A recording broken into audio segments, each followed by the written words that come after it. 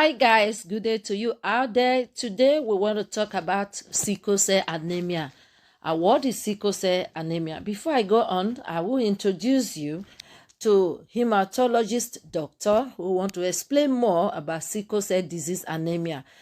So what is sickle cell disease? My introduction: sickle cell disease is a blood disorder that is inherited from the both parents. This disorder is more common in certain ethnic groups such as Africa, Greek, Italian, in which the body produces abnormally shaped red blood cells that look like crescent moons or sickles.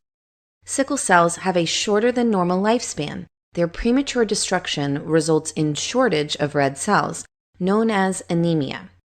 Signs of anemia include shortness of breath, fatigue, and delayed growth in children. Unlike normal red cells, which are pliant, sickle cells are rigid and also sticky.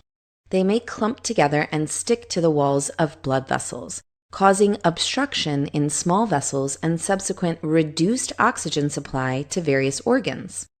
This happens repeatedly and manifests as periodic episodes of pain called crises, which can last hours to days and may result in organ damage, especially in the eyes, lungs, kidneys, bones, and brain.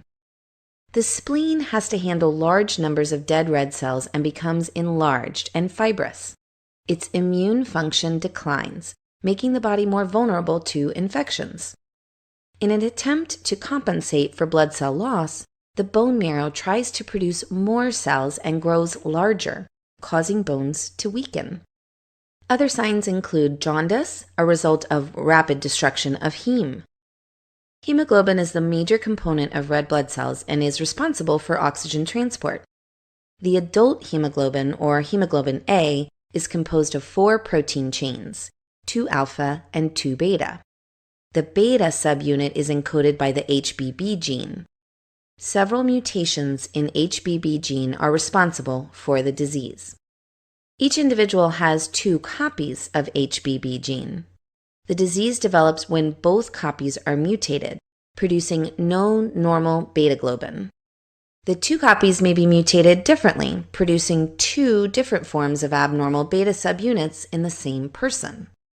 Various combinations of these mutations produce different forms of sickle cell disease, but the most common and also most severe, called sickle cell anemia, is caused by 2 copies of the same mutation, producing the mutated hemoglobin S. Each copy comes from a parent. The 2 parents each carry 1 copy of the mutated gene, but they typically do not show any symptoms. This pattern of inheritance is called Autosomal Recessive.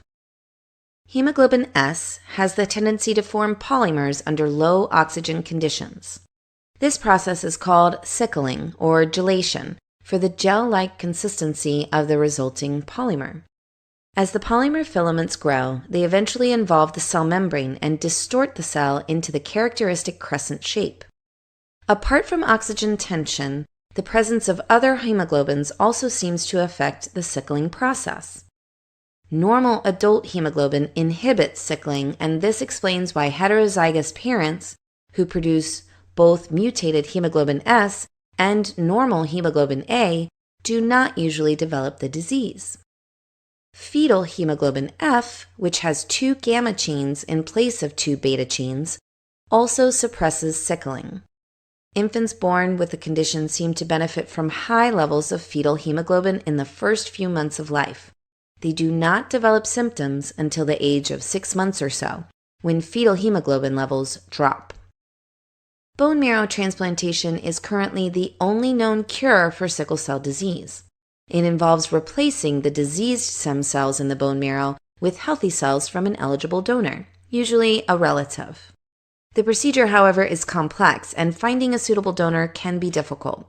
In most cases, treatments aim to avoid crises, relieve symptoms, and prevent complications.